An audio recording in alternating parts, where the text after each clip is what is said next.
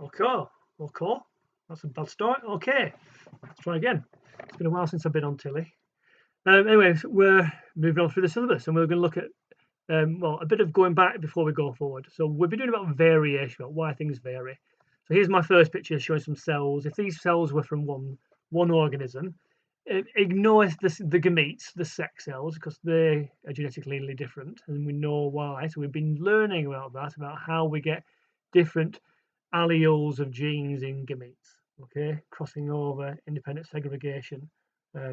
Hopefully you are up to speed on that. If not, watch the video on the work that you did last time, where I go through that question 6 again.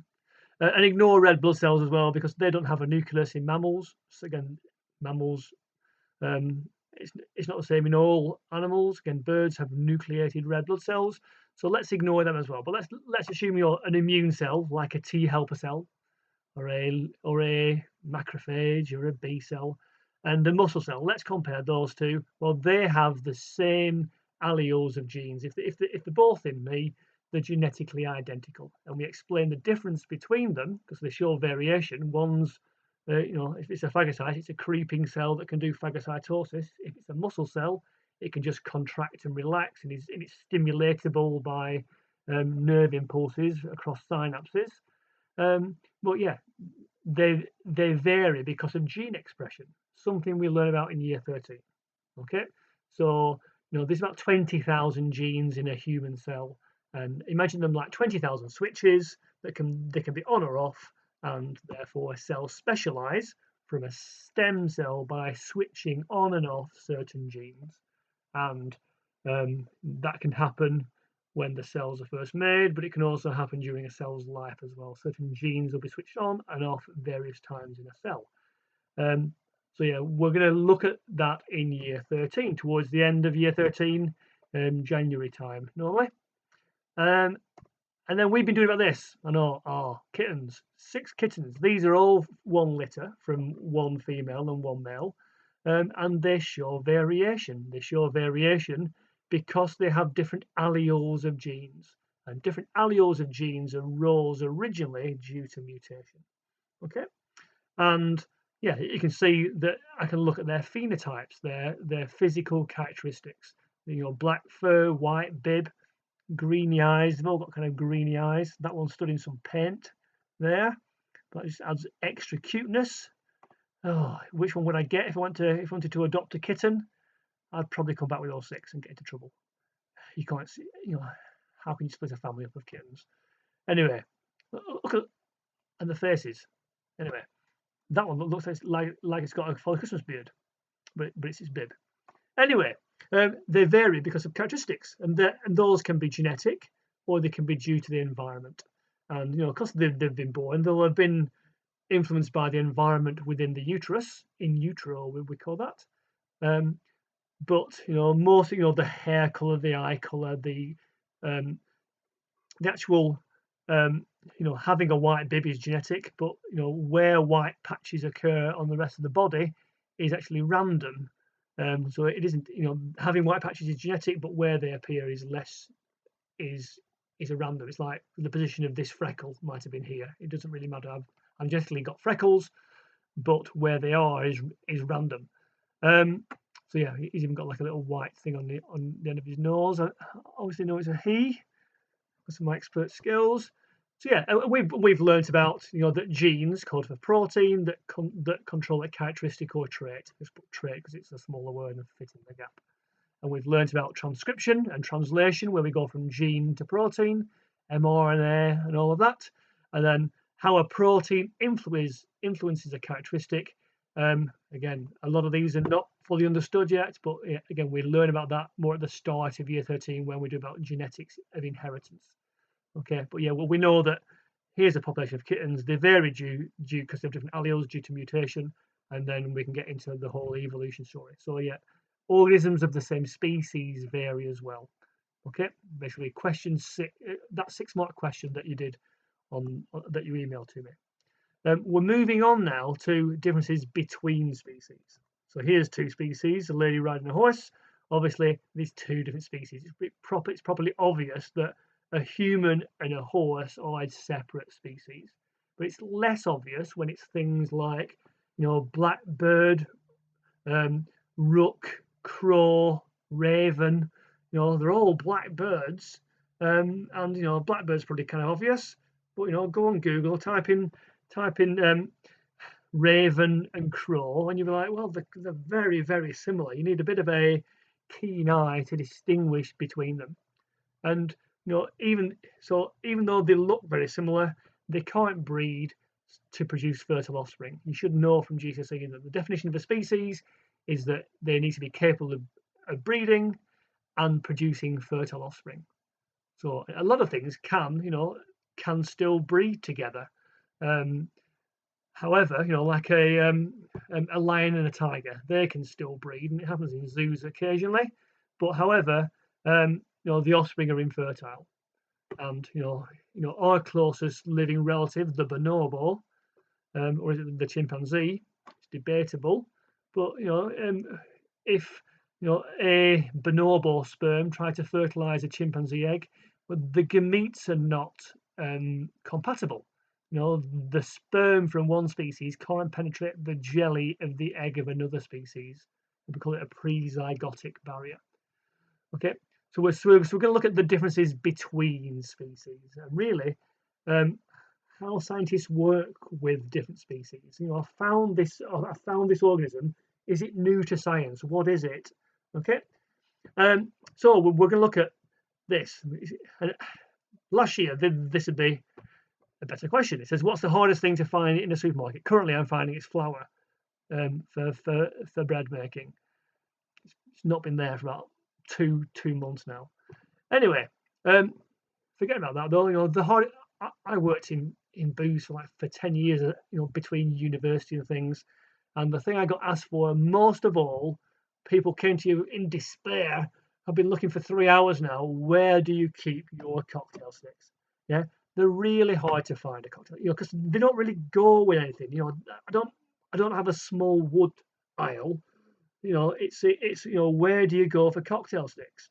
It's tricky. If it's a lemon, it's easy. I go in, and I go to the fruit and veg department. It tends to be near the start for some reason, because you're going to put that in the bottom of a trolley and then squash it with all your heavy stuff. And should be towards the end. Anyway, that's just me. And in fact, I think in booze they do have it towards the end, but Tesco's they have it right at the start. Well annoying. Anyway, I go to the fruit and veg, and then I go to the fruit bit. I can go to the citrus bit, and then I can go small citrus, so it's a common citrus. It's not like a kumquat that's bizarre. And there they are. Yeah, I know where to go because it's a classification system. Yeah, like there is in a library, like there is in loads of things. The files on my computer are reasonably classified, so I can find things. Not as classified as I would like.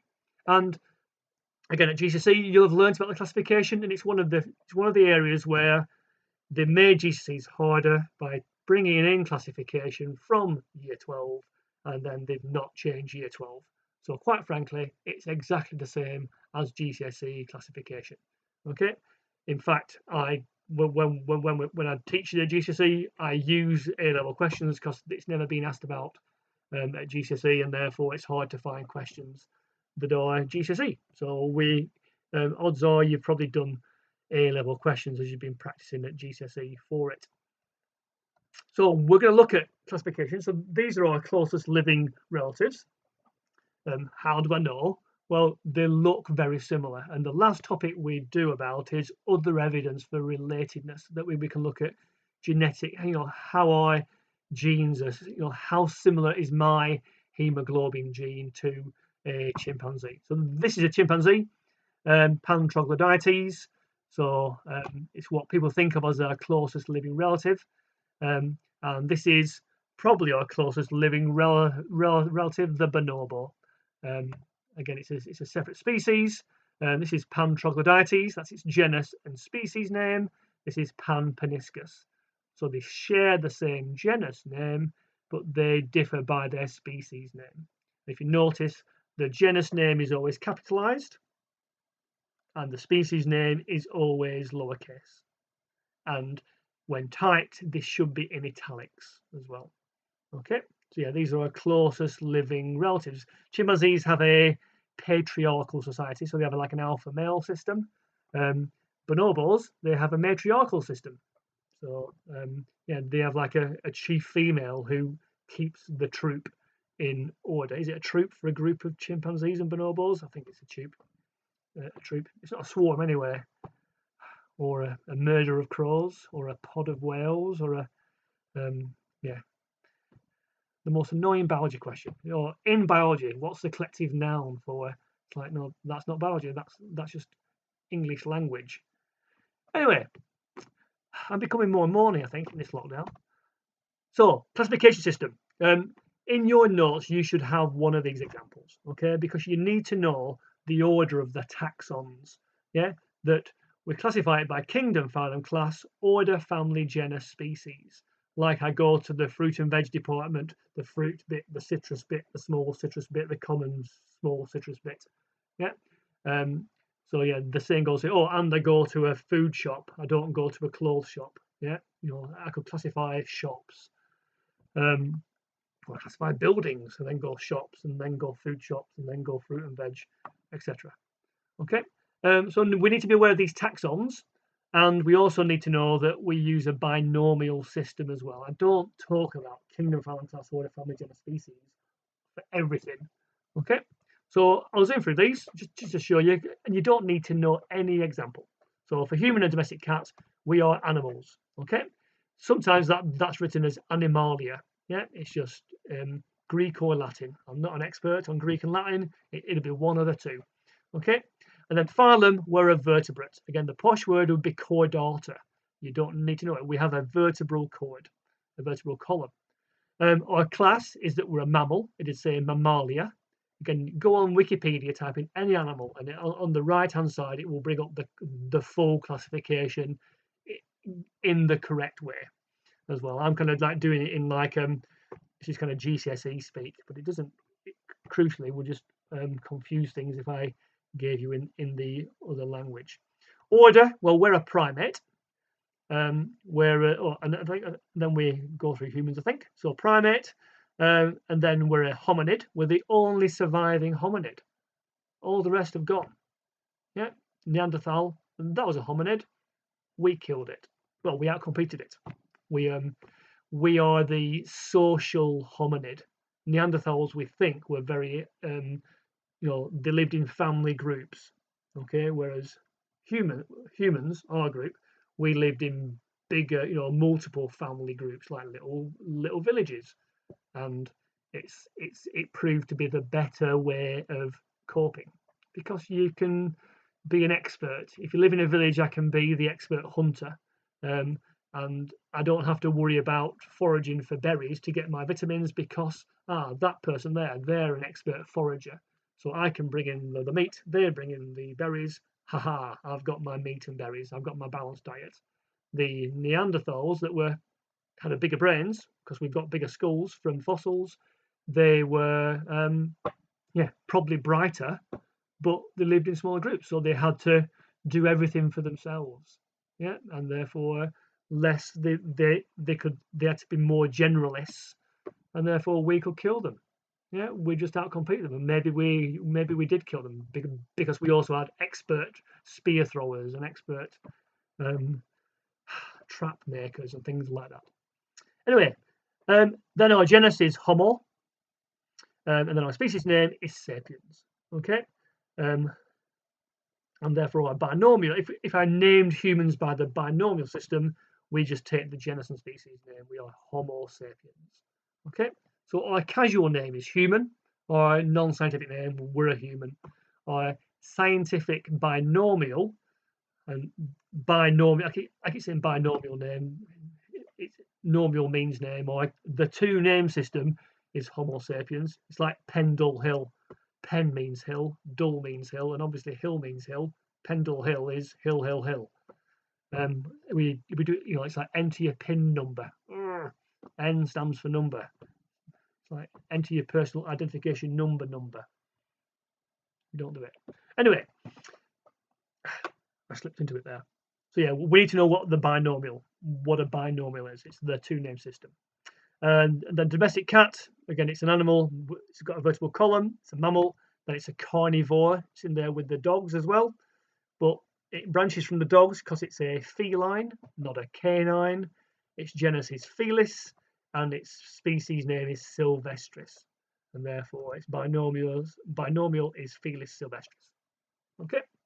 So yeah, you need to know the order. Basically, in the exam, they will say something like Felis sylvestris is the domestic cat. Complete its classification, and this will be filled. That'll be filled in. Animal. That'll be filled in. That'll be filled in. That'll be filled in. That'll be filled in, and then these two will be blank, and then that'll be missing. Class will be missing, and family will be missing. So you need to know that it goes kingdom, phylum, class, order, family, genus, species, and that the genus name is always capitalized and the species name is always lowercase. Okay, and I therefore have a mnemonic to remember the order. There is a really annoying rap on YouTube, which I can't bring myself to show it, but type in classification rap, and again I show my classes at GCSE, and it's one of the most annoying songs ever. Anyway, I use the mnemonic, which is king prawn curry or fat greasy sausages. I remember that, and then I know that it goes KPC or FGS. Or you could have KP Chris only fairly good snack. Mnemonics really good for remembering the order of complicated words. Ironically, I know the planets in the solar system. I have to work out the mnemonic by knowing the order of planets. Yeah, it's like, well, it's Mercury, Venus, so it's my very, yeah. That's what can happen to you. So, here's one. Again, this is the grey wolf. It's animal. Oh, I've got it in Latin or Greek, whatever it is now. So yeah, its phylum is Chordata, invertebrate. It's Mammalia, mammal. It's in the carnivore. It's in the Canidae. It's a canine. It's Canis and Lupus. Okay. So again, it was a Canis lupus, filling its classification. Here's the black rat. Its genus name is Rattus. Species name is Rattus. Sometimes for the typical of your type, they do that. They repeat the word. So sometimes they do, sometimes they don't. There's the giraffe. Again, it's an animal with a backbone. It's a mammal. Then it's the Artiodactyla, Giraffidae, Giraffa, Camelopardalis. Again, pronouncing them tricky. But again, what's your favourite animal? Go on Wikipedia, right hand side. It shows the classification. Some of them are amusing, or kind of amusing. This is a new sponge that was discovered, and if you discover it, you get to name it. So this is Spongiforma squarepantsii. Yeah, it's a square type sponge. Hilarious, absolutely hilarious. And this is the longest binomial. Can you pronounce that? Parastratiosphecomia. Stratiosphecomeoides, possibly. Anyway, it's a little parasitic wasp. Yeah, that's got the longest binomial. If ever that comes up in a quiz, and you know the answer because of me, then search me out and tell me, because that would be the most amazing thing ever. A, that it comes up in a quiz, and B, that anyone ever remembers it, and C, if you can write that in a quiz, a better person than me. Anyway, maybe we'll see what type of animal's got the longest binomial. If it's a very, very nerdy quiz, and then you can say it's a wasp. Currently, it might change though. In fact, that's what you could do. You could find a new species, name it, make it even longer, just to annoy the person who found this wasp. Right, I'm going to leave it there because I'm going to get onto these diagrams next week, because we are kind of actually making really good time through the syllabus. Remember, I sent you that link. If there's anything that I've been doing that you don't quite get, make a note on that form, and I'm going to make little presentations over the week, next week, to kind of send out either side of the course as well. So please do that. But yeah, you need to. I'll just take it back to that slide. You can do it anyway. Yeah, so that's what I'd pop down in my notes. I'd just show how two reasonably related organisms are related. Yeah, and make sure that you know the order. Okay, and then we're going to look at this is one system, and then we're going to look at the phylogenetic system that doesn't just show different species, it also shows how related they are by showing where lines branch off. Again, you'll have met it at GCSE. So it's quite a nice topic because it's not technical, unlike hemoglobin dissociation curves that is renowned for its technicality. Right, take care. Stop this.